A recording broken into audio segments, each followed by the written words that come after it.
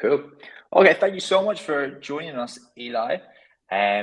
First of all, I was gonna do an intro to you, but I think I'd do an absolute injustice. So, do you want to give like a quick intro of who you are and what you've done?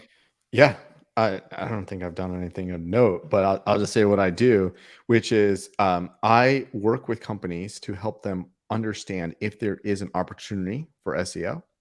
And if there is an opportunity for them to do SEO, only then will I partner with their teams and collaborate with them on seizing that opportunity and building an effort around that. I call this product led SEO because I think of SEO as a channel to appeal to users, and therefore there has to be something tangible within that channel. And if there isn't, then what I find is companies or people end up spending way too much money on SEO and then discovering that there's no SEO user. And I hear this all the time with companies that are like, well, we spent $180,000. Like 2 weeks ago, I heard this. We spent $180,000 and it didn't do anything for us. I'm like, because no one looks for your product online. So you create a lot of content. You have theoretical rankings with this agency, but no one Googles those terms when they want to buy your product. So they don't find anything.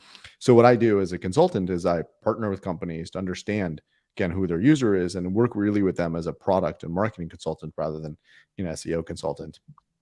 And in that, I end up meeting a lot of interesting marketers, a lot of interesting SEOs, and helping people to find jobs. And like, so excited to work with you guys and have like a place to send them and see when the economy improves, see them get hired and really grow into the companies. I personally think that the best way any company should do SEO is with a full-time employee, because I think of SEO as a part and parcel of a company's product, like I call it product led SEO, but part and parcel of a company's product and go to market.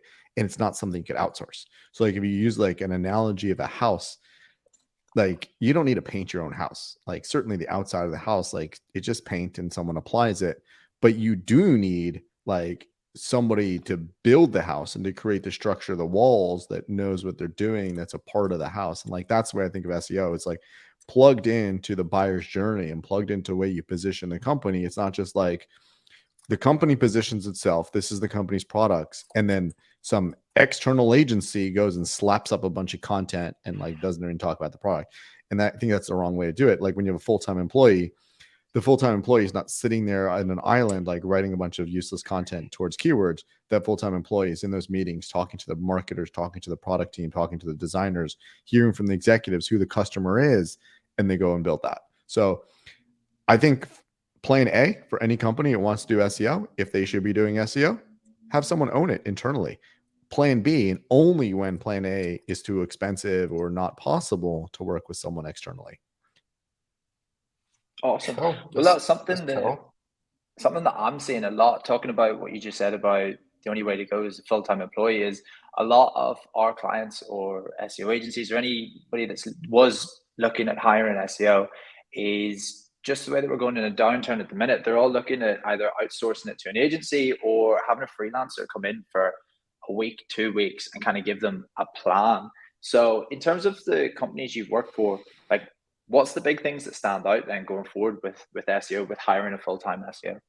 God, I love that idea. Thank you. Share that again about like them hiring a freelancer for 2 weeks. It's like this is a core part of their product, and I think they're going to hire someone on Upwork or hire like a random person to build a core part of their product. And this is who, like, I'm so excited. Like in 2 years from now, we're going to be having these conversations about like the lost 2 years. Like, well, we hired this freelancer and they gave us a plan and we executed against it, and like it didn't seem to go anywhere. And that's the mistake. It's there's no growth. So there's a company. And like, I love that there's so many companies I talk to and we get down the road of like me working together with them, and they give me Search Console access and never remove it. So there's so many companies I look at where we've talked about like how we're going to build a really cool plan and we're going to build something towards their users. And then they're like, oh, we found a consultant. He's really good. And he's like, 25% of what you want to charge and younger, and he'll come to our office and we really like him. And then I still have the Search Console and I get to watch what they do and nothing happens. So I just wait. Like they'll all come back because it's not the growth they wanted. And you can't shortcut this. This is like a key part of the product. My favorite clients that I work with are the ones that say like, hey, we've been around for 10 years. We built this amazing performance channel, amazing, paid channel, spend millions of dollars per month, but we have no SEO channel. We want to build something. And they know, like, if it's going to rival the paid channel, it's not just going to be like, well, we wrote 1,000 pages of content with ChatGPT and like SEO box checked, move back on to something else. This is a real thing. This is a real investment. So I love hearing that companies think that they're going to shortcut this with a freelancer, or shortcut this, like, with a contractor that's not a part of the team, or hire an agency. I think there's great agencies I work with that do specific things, but I think agency deliverables and objectives are typically not aligned with building an SEO channel. They're aligned with filling an SEO channel if you already know what you want to do, but they're not aligned with building a channel. And for companies that want to build a channel right now, I don't think they have any choice but either to put it on hold or to hire someone full time. Mm-hmm. And so just on this topic then, so those potential companies they're talking about with the freelancers, there's not that many full-time roles out there. We know firsthand from having an SEO recruitment company that a lot of people they're scared to hire right now. What can SEOs do to stand out and try and get those jobs that are out there? So I think most SEO people I know today, and this wasn't always the case, have a really hard time with communicating effectively. So they communicate with SEO. They say things like, well, I'm going to do a bunch of SEO fixes, and CEOs don't care about SEO fixes. CEOs care about revenue. So one of the things that I do whenever I start working with a client, even before we start working together, when we're just negotiating like a statement of work, what I do is I put a goal in the statement of work. Like, this is what we want to do. And if they can't articulate a goal, then I don't want to work with them, because we're just doing stuff. But if they articulate a goal, like I like a meaningful goal, like we spend $4 million a month on paid marketing. We would like to have our SEO channel drive as much volume as the paid marketing channel from a user acquisition standpoint without spending $4 million per month. Or one company I work with, they generated $10 billion a year in revenue.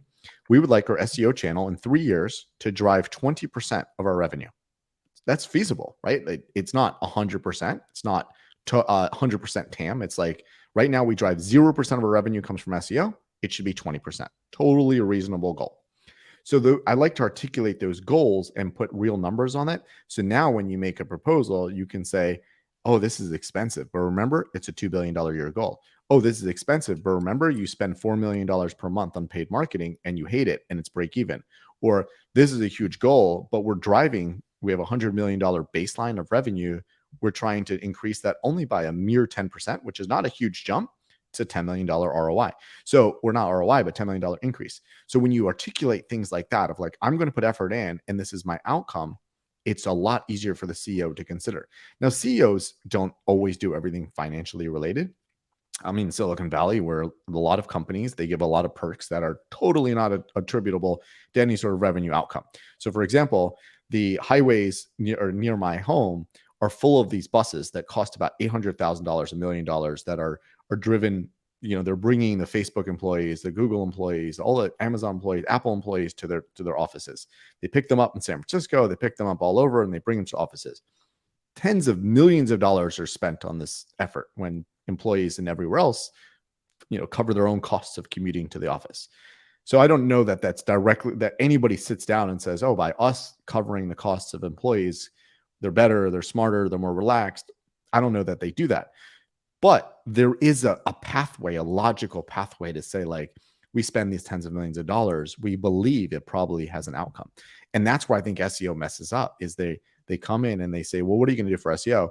Well, I'm going to write 1,000 pages of content, or I'm going to audit everything. I'm going to make sure we have no more 404s. Instead, they should really front that with, I'm going to unlock, a 10% of increase in revenue. I'm going to unlock $1 million in revenue. How are you going to do that? I'm going to get rid of our 404s. Like, you put that underneath instead of coming out front with that. And it is so much easier to get hired and to get increases in revenue. I've had, over the last 2 years, at least probably most of my clients have done layoffs, and all of them have suggested changing my contract. But I was able to say, this is what we put in. If we stop now, it's not that we lost it. You don't lose it, but you're not unlocking that investment. So again, articulate like that, and I think there is potential. And where can SEOs learn how to communicate like that? Because not many can. Read a sales book. No, I think no one's asking SEO to do that. I think that's the biggest problem. I would like to advocate that SEOs learn how to do it. It's doable. There are some that are not able to do it, and their managers will have to do it. But I think SEO needs to be more aware that that is the reason why there's a lack of budget. I have a blog, or well, I basically blog in my newsletter. So if you have show notes, drop my newsletter in the show notes. I have a blog post that I'm about to write, or around how I use what I call the RICE methodology for prioritization. And the RICE methodology, I don't know if there used to be called the ICE methodology, and stands for impact, confidence, effort. And RICE is just reach. So you essentially put down all the things you want to do around SEO, and you say, this is how many people it's going to reach. This is the impact it's going to have. This is my confidence in that it doing what I just said, and this is the effort. I don't think most SEO people don't bother. They're just like, there's a 404. It needs to be fixed right away, without really saying, well, if I fix that 404, then potentially I can't launch that new CMS because I've used up my political capital. So if you take all your SEO ideas and lay them down on this, and even better, I try to do RICE methodology with an entire marketing team. And then I earn capital, internal capital, by saying something like, your effort to use the designers to change all of the Facebook ads will actually drive more ROI than me launching a new CMS. So you go first. Do that first because it's important for the company's bottom line. It's important for the goals for this year. I'll go second. And you know what? Now I've earned capital that person will now say, next time around, you're right. According to our methodology, launching that CMS is more important. So I'm behind you launching that CMS. And I think SEO, we really approach things with, this is an emergency. I filed a ticket. How important is it? Well, I'm willing to say it's not like urgent that like you need to freeze everything, but it's just under that. You approach this with a methodological framework and really and prioritize. I think that's one way to articulate and to really earn the ability to launch the right stuff. So I did this survey on LinkedIn. I didn't get a ton of responses. I think LinkedIn changed the algorithm of how many people get their project launched in the right time frame. So again, not a ton of responses. It got about 150 responses. I think around 70%, more than 70%, said they get less than 50% of their projects launched in the expected time frame. So again, not a ton of responses, but I did work at a survey company. I understand surveys a little bit. It's unlikely to shift the other way. We're unlikely to see that become 70% get their projects launched right away. So what that means is they're not being communicated effectively. They're not getting buy-in effectively. And I think if SEO is aware that that's where the problem is, they can solve that problem. Do you think a lot of SEOs maybe don't, like the way you talk in your entire book, it's quite a big pitch if you want to do it right, and you're willing to turn a lot of people away. A lot of SEOs aren't willing to turn a lot of people away, so they go with what they think they should do, and again, they're maybe too scared to ask for what they really need because they won't get that buy-in because they don't have the communication skills. So we're talking about two things. Then we're talking about freelance SEOs, which you've already said you're a fan of in-house SEOs, but even in-house SEOs, like the people you're describing, the skill set that you're describing, like they have the sales experience, the marketing experience, the forward thinking experience. That's the top 1, maybe 3%. Like they're hard to come by. They are hard to come by. Yeah, I think that's a benefit of using SEO for hire because we can find them. But they are hard to come by. So a lot of companies, what should they do then if they can't find these people who maybe just, I don't know, do what the old norm was, go and create 1,000 pages that your competitors made. Let's make sure they have 5,000 words because that's what Suffer SEO says, which by the way is how I used to think too. And I'm changing. So that's an interesting question, and I think that there are not a lot of people that think like this because they are not told. But it can be learned. It's not like you have to be naturally good at this. It can be learned. I know so many great SEOs that became like this and learned to think from a broader business standpoint if they're requested to do it. So for your clients, for the employer clients, if they're hiring SEO but SEO can't articulate it, then managers should be able to force this on people. So I was really lucky in my managers forced this on me. And I have the story in my book about, I think I began my book with this, where an engineer told me I wasn't going to be able to tell him what to do. Like he said, and marketing doesn't get to tell engineering what to do. And I was forced to go learn how to go tell him what to do. So I had to learn that diplomacy, and I had to come up with ways to do that, because otherwise I didn't have a job. I was going to file tickets and they were all going to sit. And eventually my boss is going to say, like, you're filing tickets, but none of them get closed. You're the problem, not the tickets, not the engineers. Your tickets don't get closed. You're not doing your job. So I had to learn that. And from a management standpoint, from a company standpoint, if the managers, the directors can realize that, like, it's on them to help train up the people they hire to think like this, it is totally doable. It's not that much of a mindset shift to say I'm fixing 404s because I want to unlock revenue, or just say I'm fixing 404s and that's my task. And again, I was forced into this because of various situations where the communication was paramount. There was one time where we were about to lose all of our marketing budget, all of our SEO budget, and it wasn't even huge. We were driving a ton of revenue with a very small budget. And I went to the CEO, who was a huge sports fan, and I explained what SEO did using a sports analogy. So what I did was, he was a basketball fan, so I had a GIF of a basketball player looping on the PowerPoint of this player passing the ball, and then the player that received the ball went and dunked it. And while this GIF was looping, it was like a 1-second GIF, I was explaining how SEO was an assist. And SEO we're not responsible to drive the conversion because we don't own the page. The credit card has to work, the calls to action have to work, all of that has to work. But we brought them there. And I'm just talking while this thing is looping.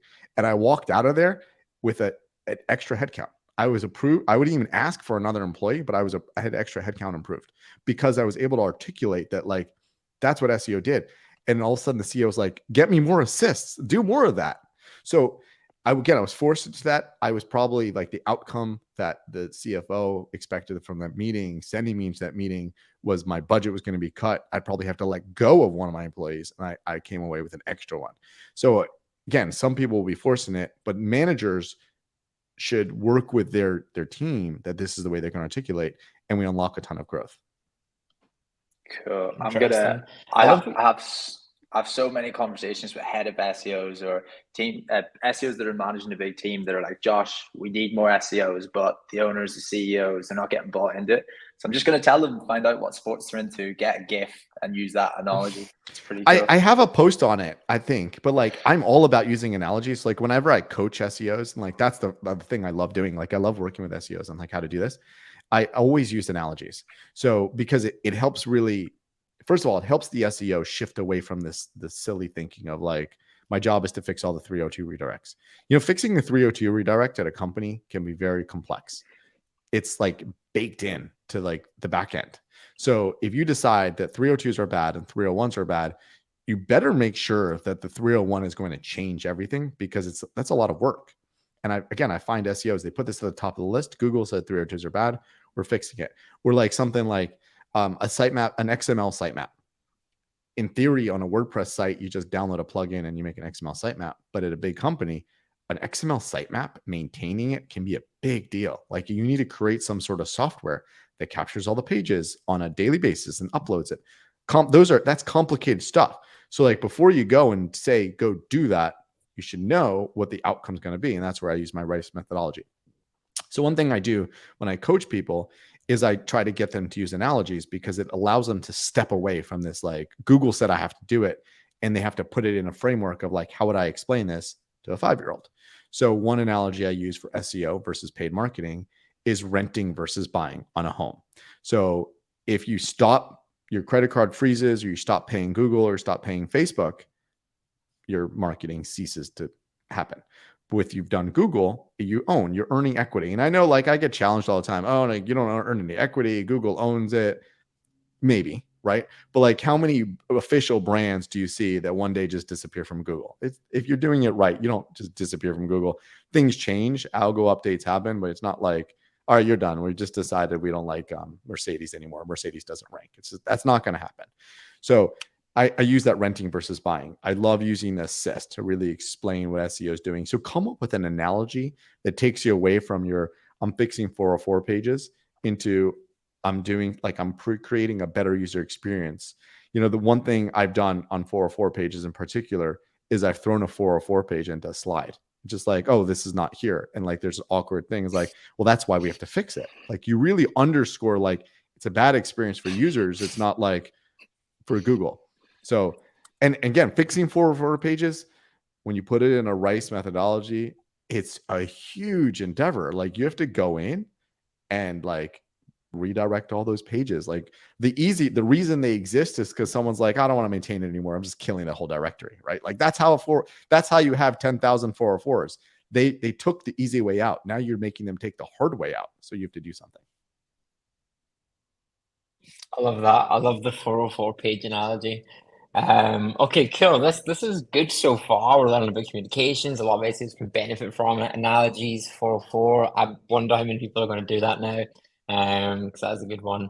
Yeah, so at the start, you said that most agencies are aligned with filling an SEO channel, not building an SEO channel.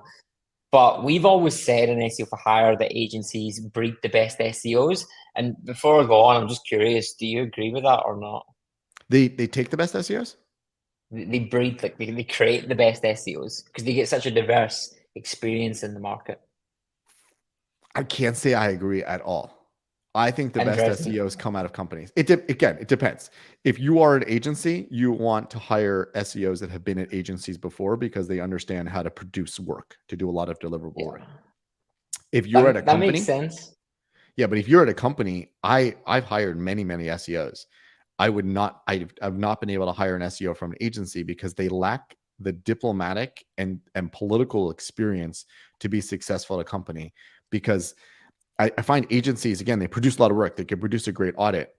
When you're in a company and you like spend, first of all, you don't have the ability to spend a month doing busy work. You can't be heads down doing busy work.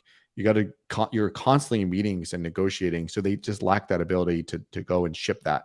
So it's different. I think it depends on the agency. If like you're looking for a technical SEO and like maybe at an agency, they have access to a lot of things. Yes, then that would be good. But if you're looking for like a product kind of SEO, that's not going to come from an agency. So I don't know that I would accept that as a hard and fast rule.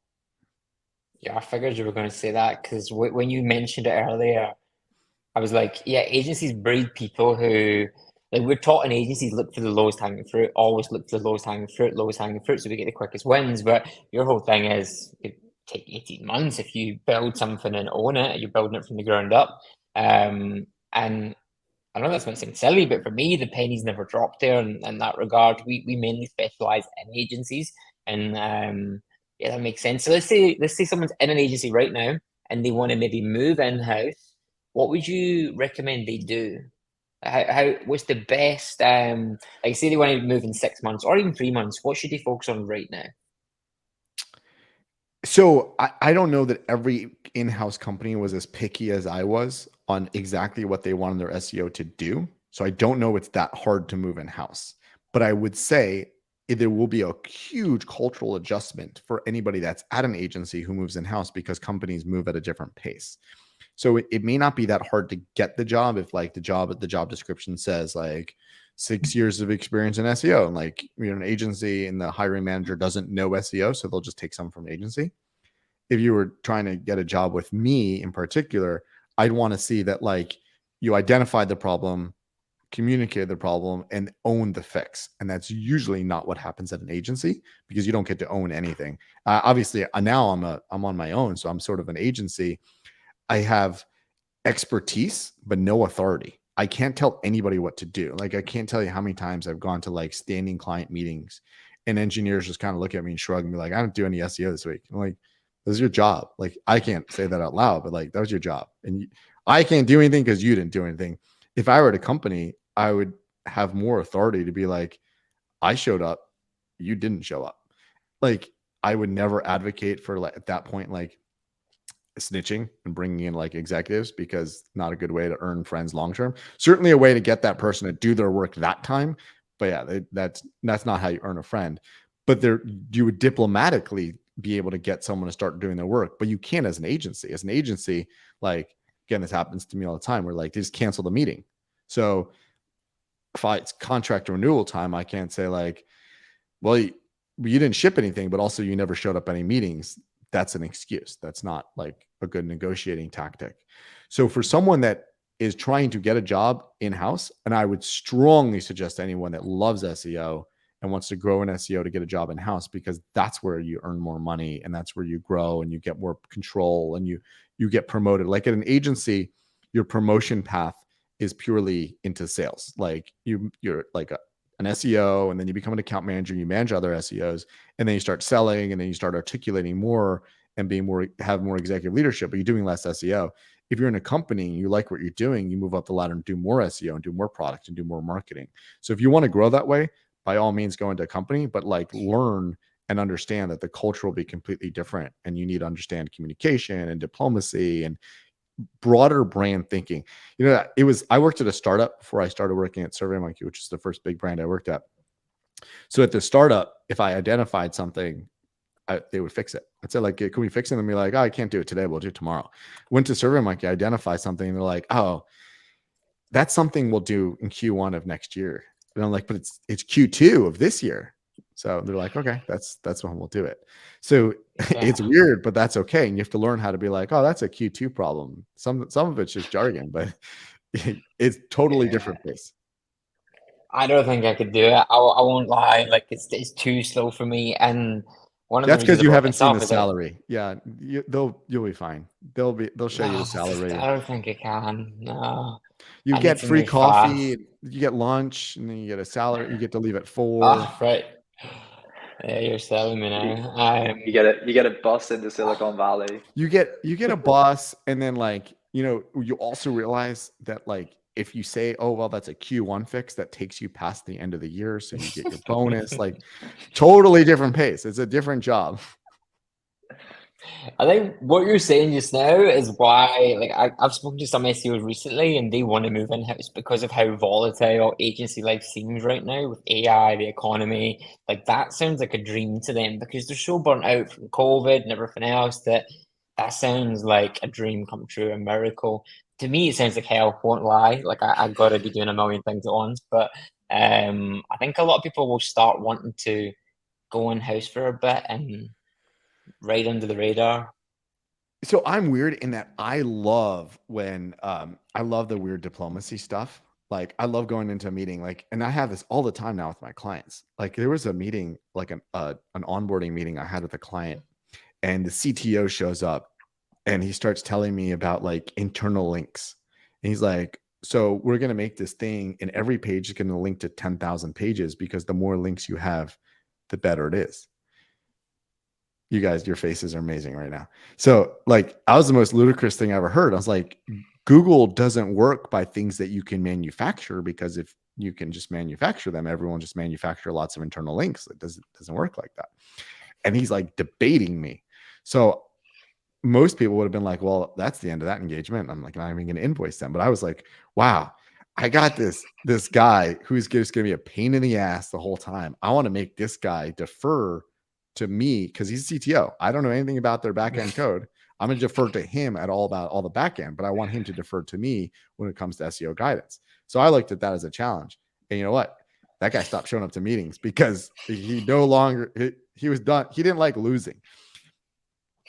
But I like those kind of things. So I don't like the agency thing where you're constantly selling, constantly delivering. And I've also seen, again, I've never been on the brunt of this, but like constantly seen where like agencies, they're the ones that get fired, and they're the ones that get blamed when things go wrong.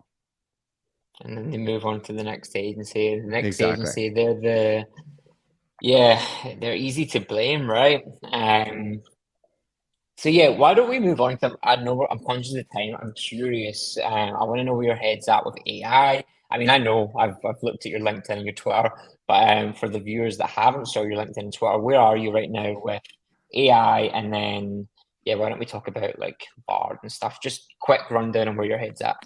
Oh, it's going to destroy the world. I hate it, and we just need to kill the machines. No, I I think it's a tool. So when the printing press was invented in like the 1600s or 1400s, whatever it is, and I'm getting the date wrong because I didn't go to AI to ask, and AI would get that right.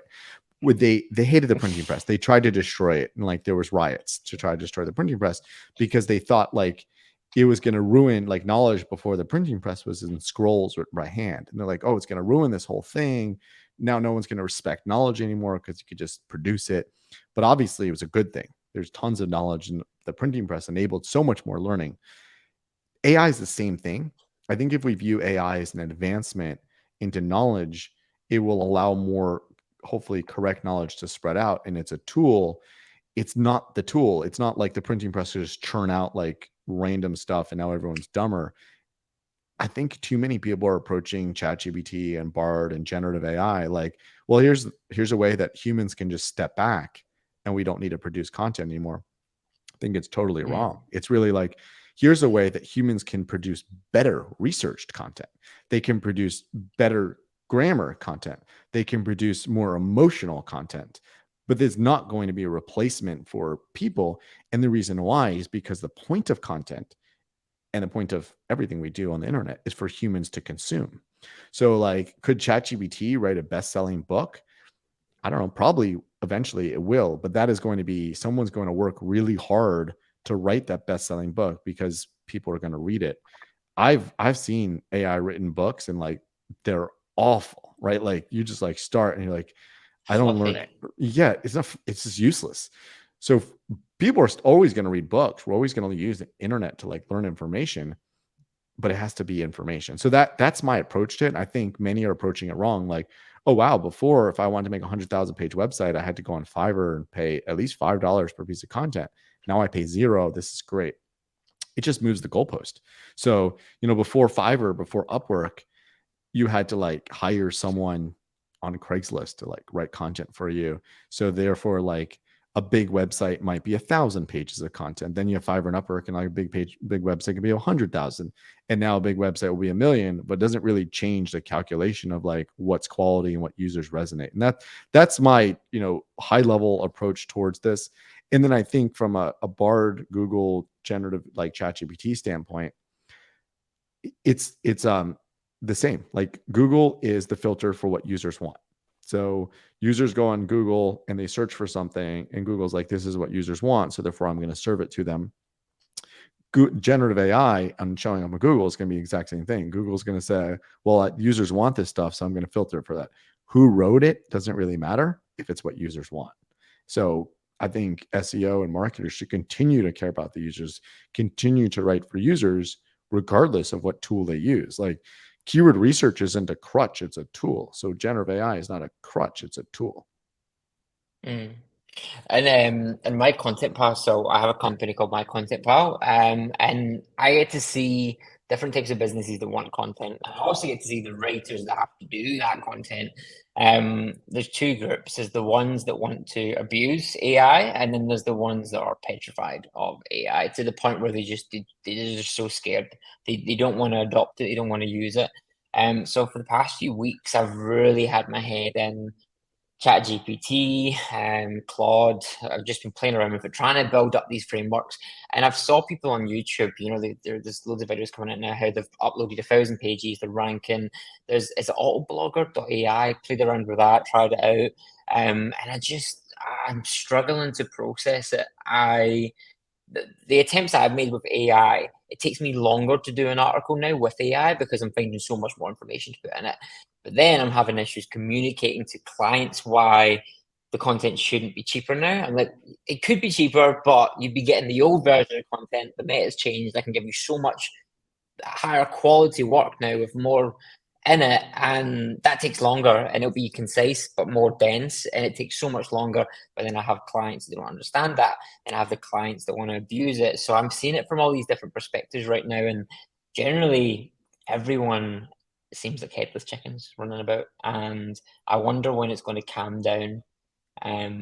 What do you think? When do you think it'll calm down? Do you think No, it I think will? I think it will never calm down. I think like there will be those that will always look for like hacks and shortcuts, and there will be those that always want to do the right thing. And I think, the people that are looking for hacks and shortcuts were doing it before generative AI, and now they're using it with generative AI.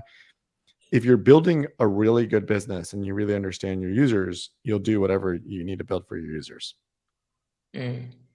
It seems more prominent right now though. Like everyone's, I don't know, maybe because we see it everywhere, but generally though, everyone does seem overwhelmed. What advice do you have for the SEO that is trying to figure out how to use ChatGPT, how to build their skill set, how to adapt and navigate through this transition that we're seeing where everyone's moving to AI? What advice do you have for that person? I would say like really like understand how you use generative AI as a tool, and then articulate, like, again, keep articulating the revenue outcomes. So if you say I'm building $100 million SEO channel, it really doesn't matter whether you do that with generative AI, with programmatic content, with Fiverr content, with a team of college writers. It doesn't matter, right? Like you have to think about like, okay, my goal is, again, this $100 million SEO channel. What are the tactics that feed up to that? And generative AI becomes a part of that. So that's the way I would, instead of like the way too many people approach SEO is from a bottoms up tactical approach, which is, oh, I have ChatGPT right here in front of me. How do I use this as a tool? Oh, I have keywords in front of me. How do I use this as a tool? I have Google Search Console in front of me. How do I use this as a tool? I like to start the other way around. And actually, craziest thing ever in my SEO career, but I gave a presentation 2 weeks ago at Google on SEO. Like I never thought that I would be at a presentation on SEO at Google, and I certainly never thought I'd give one. But my presentation was on how to approach SEO strategy. And I think SEO strategy needs to start with the end in mind, which is, like I just said, I want to generate $100 million from SEO. I want to generate $100 million from Gen Z Ivy League college students finding and buying my product. And then from there, I bring it down to the point of like, well, how do I find them? What do they search for? What are the things I need to create for them? What's the website? Where does the website live? And then only at the end, I'm like, well, I just discovered that I need to write about every textbook that the Gen Z college student is going to use.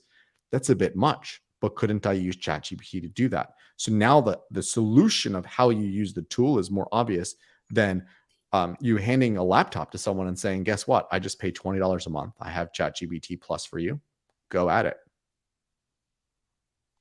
Interesting. I like that start with the end in mind. But say you have a team, you have, I don't know, 3-4 SEO executives on your team, and you've got 2 that are open to AI, they want to adopt AI, but then you have 2 that don't want to adopt AI. And I've experienced this, right, where some seem to have a hard time adopting it, and I wonder if that's because they adopted it way before I've now asked them to adopt it. So now there's that difference where they aren't becoming more effective because they were slacking before. And then the other side, you get people that are so scared of it as well. So to even open up to that way of thinking where, okay, we're working from the end goal in mind, here's AI. Some people are literally so closed off to it, so petrified that it's going to take their job, that isn't even an option. So if you're an SEO manager, how can you open up that way of thinking? How can you guide them to start thinking out the box and playing around? Because even if you just open up ChatGPT, it's terrible. You have to really guide it and prompt it, and you have to build the right prompts. You have to really understand content frameworks, and there really is so much to it that the majority are just completely missing. So as an SEO manager, like, that takes time to build, and you can't do that on your own. You have to get your team to help. You have to get some assistance. How do you push them in the direction to think along those lines? Can you, or is that something you have to hire in?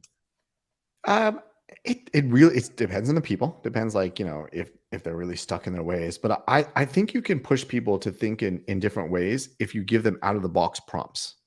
Like, again, we're gonna use the word prompts like ChatGPT. But I'd say, like, if you prompt an SEO with use ChatGPT, then they're gonna be like, I hate it, I'm not using it. If you say, I want you to create 1,000 pages about this new audience, here's your budget. Now they're going to be like, well, how am I going to do it? And when it comes to like content, like, I have this conversation all the time with companies where, potential clients, where they tell me about how they're going to produce content. And the only thing I do is I rewind them back like, again, I start at the end and then rewind them back to this process. Like, okay, you want to make 1,000 pieces of content. Each of your pieces of content will cost you $500. So do you have $500,000 as budget? And suddenly like, well, I wasn't thinking about that. Like they came up with this number 1,000, but they never applied that dollar amount to it. So that's where you say to someone, there's 1,000 pieces of content for our audience. You have $10,000 worth of budget. And now they're like, well, how do I squeeze it? Like, do I do programmatic? Do I do ChatGPT? So I think the prompt is different. And again, I don't think SEOs are taught and being forced to think big enough. And that's some of them because it comes self-motivation of like, I want to think bigger. I want to get promoted. Some of it's just the manager not asking the right question. And again, you guys are in the right position for this, like with hiring managers. And I see this all the time. They're like, want to hire SEOs like they want to hire like builders on a construction site. Like, oh, my SEO, my SEO is really growing. I have 16 SEOs right now. I need another one because I'll grow more. I'm like, well, what's that person going to do? And I think it needs to be they need to articulate more in their job description. Like the job description doesn't even change. You know, like when I was at SurveyMonkey and I hired more SEOs, I said, I want to hire someone else because I want them to handle this particular product line. Not because like, I think if I threw a fourth person at this problem, we'd grow faster. It's like, I want to put this person on this thing because I've been ignoring it. And it allows the person that was thinking about it to spend more time on the other thing. So it's on the hiring managers, it's on the company leadership, it's on the CFO to really think about that and to create that prompt and that need for what the SEO will do.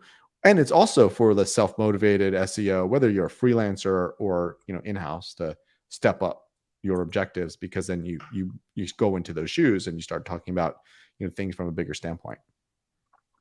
I love that you said that, Eli. The amount of times me and Craig have been on calls with clients where they've come to us that they want an SEO manager, and me and Craig have called it, we're just going in and define their service. We find out like why they actually want it, all of this stuff. And by the end of the call, it's completely two different job titles that they're actually after. It happens all the time with us.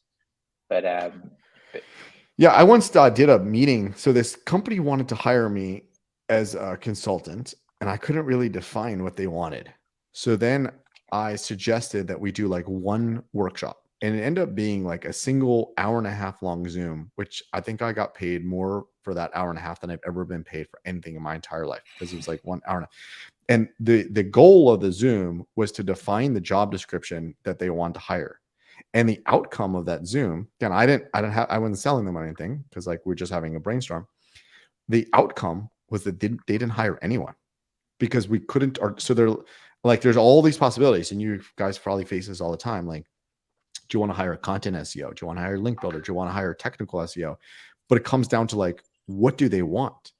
So if they say, well, we're launching a website in Japan, so then you need a Japanese SEO. You don't need a technical SEO.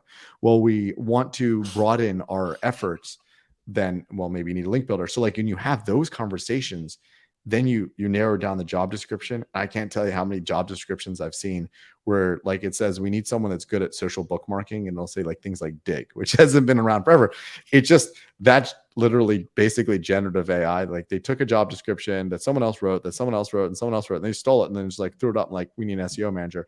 I actually, when I find good ones, I save them, because when I need a hire, I want to do it. There's a really good one. This is a role I actually interviewed for, but Google was hiring an SEO manager. They got in trouble for saying SEO manager, so they changed it to organic growth, but they were hiring for SEO for a product line in maybe 2016 or 17. So I saved it because Google wasn't going to be like, oh, well, SEO does link building. Like none of that stuff was on there, and it's really articulated what that person was going to be doing. And I think that's what most companies miss when they want to hire SEO. They want SEO. So they want SEO growth. So therefore, they're like, well, we're a company, we want SEO. So you hire SEO, or you hire an SEO agency, without really articulating what are they going to do. Do you think the job descriptions will change? Like, what are we going to see in the job description in the next 3 years, 4 years? Like, what we do will probably change naturally. So what do you think people will start putting on there that's different to the now? Oh, I think they're going to throw all sorts of ChatGPT on it. I don't see this changing whatsoever. I think that the expectations are still going to be wrong. The number of companies that really approach SEO from the right standpoint of like SEO is a growth driver, this is what we need SEO to do, is so few. Like I can name the big ones like Amazon. Like Amazon doesn't throw SEOs at a problem. They hire SEO product managers. TripAdvisor, Zillow, Shopify, like the number of companies that really is like, this is what the SEO person is going to do. This is how we're going to support them. It's a really small list. I thought you were going to say there something along the lines of, yeah, they'll need prompt engineering, they'll need... No, it's good. They're going to know. throw it on there, but it's because it's buzzy. Right. It's just been... Yeah, I personally think like links aren't going to matter very much soon. I think they don't matter as nearly as much as anyone thinks they do, because Google's really smart. Like I've seen sites do well on search without having any links. I've seen sites do poorly on search with having amazing links. And Google's like, this idea of like link buying and link building is so old, and search has changed so much. You know, because I said I just spoke at this Google event. I got a link from Google to my own personal website, and I don't know what Google's DA is. I guess it's 100. Google's a million DA. It has done 0 for my anything. So that makes sense to me. Like, why should I rank better because I got a single link from Google? Google's smart enough to figure it out themselves. So I think that we're still going to have a lot of people hiring link builders long after Google says we're serious. Links do not matter. But like, you know, it won't change. Fair. I'm just trying to pull up a post by Andrew Holland. It was the other day. Trying to find it. Do you remember seeing it, Josh, where Andrew was talking about how like technical SEO, or I may be remembering this completely wrong, but he was basically talking about how AI is going to do so much of the tech side that I think his advice was something along the lines of, if your agency isn't playing with AI right now, like leave. They're stuck in the past. Move on. If they're doing X, Y, Z, stuck. Do you remember this post, Josh? Did you see it, Eli? I think I vaguely saw it too. I like a lot of what he writes. I don't think there's anything I don't like, but I do vaguely remember seeing this. Like that's the way I feel about technical SEO too. I think technical SEO definitely for an in-house SEO is way too overthought. Like I talked about earlier, the earlier examples, like technical SEO would have been like fixing 404s. But you're not really going to lift the conversion of a website by fixing 404s. So then I would strike that. Like, again, if you're using methodology to prioritize things that will unlock your goals and your revenue, it falls off the list. The same goes with 302s versus 301s. From a technical SEO standpoint, it's a miss. It's low-hanging fruit. You fix it. But from a revenue standpoint, that's a it depends question. Like, I hate the answer it depends. But the reason I hate the answer it depends is because it ends the sentence in conversation. You can use it depends in the beginning of a conversation, then end the conversation with an answer. So do 302s versus 301s matter? It depends. You look at the data and then you decide. In this case, yes, it does matter. So fix all the 302s. Or in this case, I really can't find any supporting data that would recommend that we spend the next 2 months working on fixing all of our 302 redirects. So let's keep this as something we'll continue looking at. That's how I would answer the it depends. And that's a technical SEO thing, which again would score very high on a technical SEO audit, but should not score high on a methodology where I'm prioritizing towards the goal. Because if your engineer is fixing 302s, they're not launching something else. So that's the way I would look at it. And I totally agree with Andrew's, like technical SEO matters way less. If Google can crawl the website and understand the website, cares what on the technical issues you have. I really like that. I do really like that. I read in the book, I think it was like 2 weeks ago. The book was by the owner of Basecamp. I don't know if you've read it. It doesn't need to be crazy at work. And he says in it, he goes something along the lines of low-hanging fruit can still be out of reach. The problem is, I've learned over time, is that the further away you are from the fruit, the lower it looks. So when it actually comes down to it, like you just said there, they're missing something else that I don't know, that's how I'm interpreting it anyway. They're missing something else that they could be doing because they're chasing this low-hanging fruit. And when they got up to it, I don't know, it's much higher than they thought. I really liked that quote, and I've been thinking about it a lot for the past few weeks. I just realized the time before I keep going on. But yeah, that post by Andrew, if you haven't saw it, I would go and read it because he got a lot of heat on it. I remember reading the comments. A lot of people disagreed, but it's a thought-provoking post. So go and check it out for those listening. Yeah, should we wrap this up, Josh? Yeah, Eli, thank you so much for your time. We'll put all the links to your book, your website, socials, everything below. But thank you very much for your time. Yeah, thank you guys. And I can't wait till like the recession recovers and then people start like hiring, because there's so many smart people out there and there's so many companies that should be doing SEO. And like for all the companies that are going to table this because of the recession, you're missing out. You don't realize now's the time. Now's the time to invest, because it takes 12 months, 18 months, 2 years for a good SEO effort to pay off. So when the consumer demand comes back, like that would be the wrong time to now have to wait 12 to 18 months or 2 years for it to come back. 100%. Cool. Thank you, Eli. Thank you, Eli. Thank you, guys.